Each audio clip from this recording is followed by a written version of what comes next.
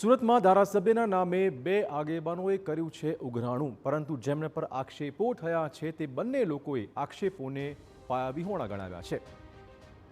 સુરતની કીમજીઆરડીસીમાં ધારાસભ્ય અને પૂર્વ પ્રધાન કુંવરજી હળપતિના નામે બે શખ્સો દ્વારા ઉદ્યોગકારો પાસેથી ઉઘરાણું કરવાનો પ્રયત્ન કરાતા હડકંપ મચ્યો. આ મામલે ખુદ ધારાસભ્ય કુંવરજી હળપતિએ સ્પષ્ટતા કરી. અરેઠના કરંજ ખાતે આયોજિત ઇન્ડસ્ટ્રીયલ એસોસિએશનના સ્નેહ મિલન સમારોહમાં કુંવરજીભાઈએ ખુલાસો કર્યો. તેમણે કહ્યું કે મારા અને ગણપત વસાવાના નામથી કેટલાક આગેવાનો ઉઘરાણા કરી રહ્યા છે. દિવાળીના સમયમાં મુકેશ અને ગોટુ નામના બે વ્યક્તિએ કુંવરજીભાઈના માણસો છીએ આવું કહીને ઉદ્યોગકારો પાસેથી રૂપિયા ઉઘરાવવાનો પ્રયત્ન કર્યો હતો, પરંતુ આવા કોઈ માણસો મારા નથી. મેં કોઈને પણ ઉઘરાણા માટે નથી મોકલ્યા. કે ગણપતભાઈ આ વિસ્તારના કેટલાક આગેવાનો એવા છે કે જે આપણા નામે પણ એ લોકોની આગળ આવીને હપ્તા ઉઘરાવી જાય. મેં હમણાં જ પણ કહ્યું કે આવું કોઈ પણ આવે અમારા નામે તો સીધા ફોન કરજો ભાઈ મને કે કુંવરજીભાઈ આ તમારું નામ દઈને આવ્યો છે. અને હમણાં જ દિવાળીના ટાઈમમાં એક ઘટના બની ગઈ છે.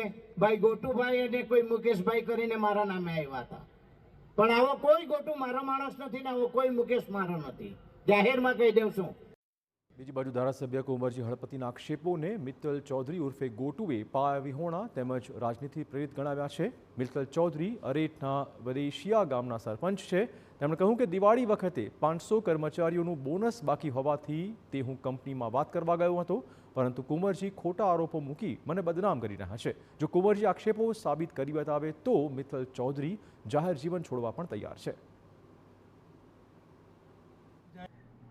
દિવાળી સમયે 500 જેટલા કર્મચારીઓનું બોનસ બાકી હોય અને સરપંચ તરીકે 20 યુવાનો મારા ગામના મારી પાસે આવ્યા અને ફરિયાદ કરી અને જે તે કંપનીમાં કોસ્મિક સોલર પાવરમાં હું વાત કરવા ગયો અને વચલો રસ્તો કાઢીને કે જે કોઈ હોય તે લેબર લો અને એના પ્રમાણે એ યુવાન કાર્યકર્તા કે કર્મચારીઓને પગાર આપવામાં આવે. પરંતુ અમને એવું લાગે છે કે પહેલાં તો ચેતરભાઈ વસાવા, પછી આનંદભાઈ પટેલ અને હવે ગોટુ એટલે કે મિત્તલ ચૌધરીને કુંવરજીભાઈ હળપતિ એમ કેમ પ્રકારે ટાર્ગેટ કરે છે. જો મિત્તલ ચૌધરી કે ગોટુ તમારા કહેવા પ્રમાણે તમે સાબિત કરીને બતાવો કે કોઈ પણ જગ્યાએ ખંડણી કે ઉઘરાણી માંગવા ગયો હોય તો હું જાહેર જીવન છોડવા માટે પણ તૈયાર છું.